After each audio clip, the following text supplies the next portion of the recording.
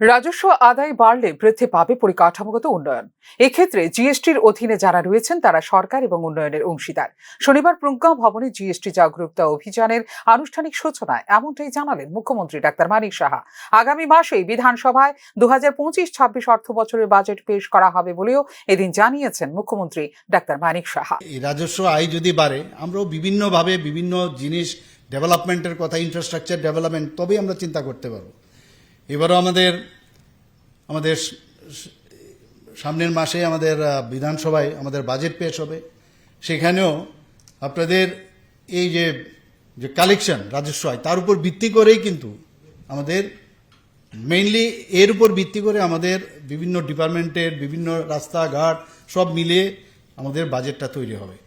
এখানে আমার পূর্ববর্তী বক্তা আমাদের মাননীয় অর্থমন্ত্রী মহোদয় অলরেডি বলেছেন যে আপনাদের সাথে আমাদের সরকারের you are part and parcel of our government.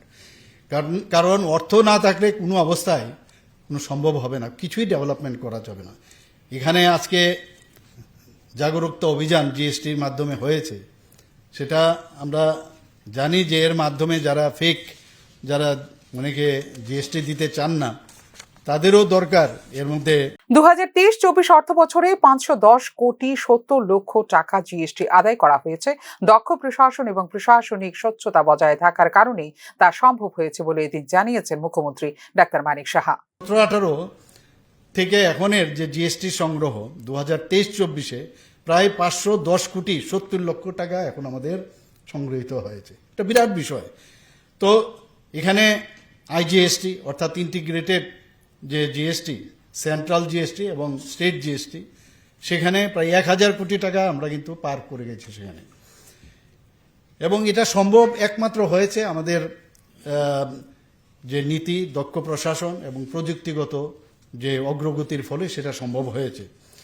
রাজ্য সরকার যে রাজস্ব বৃদ্ধির যে পাশাপাশি যেটাকে বলে ইজ অফ ডুইং বিজনেস আমরা যেটা বলি, সে কর ব্যবস্থা নিশ্চিত করতে অনেক ধরনের, আজকেও এখানে যে আমরা এখানে উদ্বোধন করলাম, সেই বিষয়ে কিন্তু আমাদের অনেকটা সুবিধা হবে। ইজ অফ ডুইং বিজনেসের একটা পার্ট আমি বলবো।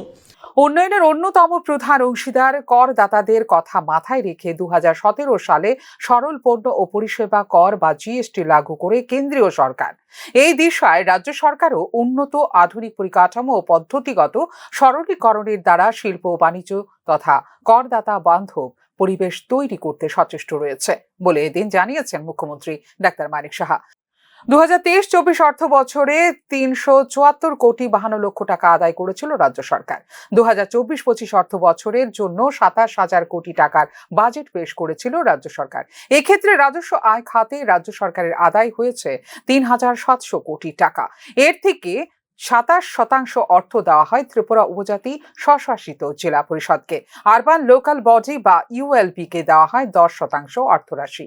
বেতন ভাতা ইত্যাদি কমিটেড এক্সপেন্ডিচার বাদ দেওয়ার পর রাজ্য সরকারের তহবিলে থাকে 10,000 কোটি টাকা। এদিন ট্যাক্স অর্গানাইজেশন ও রাজ্য অর্থ দপ্তরের ব্যবস্থাপনায় জিএসটি জাগরুকতা অভিযান কার্যক্রমে রাজ্যের বিশিষ্ট করদাতা ও দপ্তরের কর্মকর্তাদের সম্মানিত করার পাশাপাশি ভুয়ো নিবন্ধন বিরোধী অভিযান, নতুন লোগো উন্মোচন ও কর সাথী নামাঙ্কিত হোয়াটসঅ্যাপ চ্যাটবোটের সূচনাও করেন মুখ্যমন্ত্রী ডাক্তার মানিক সাহা। ফিউরো রিপোর্ট, নিউজ নাও।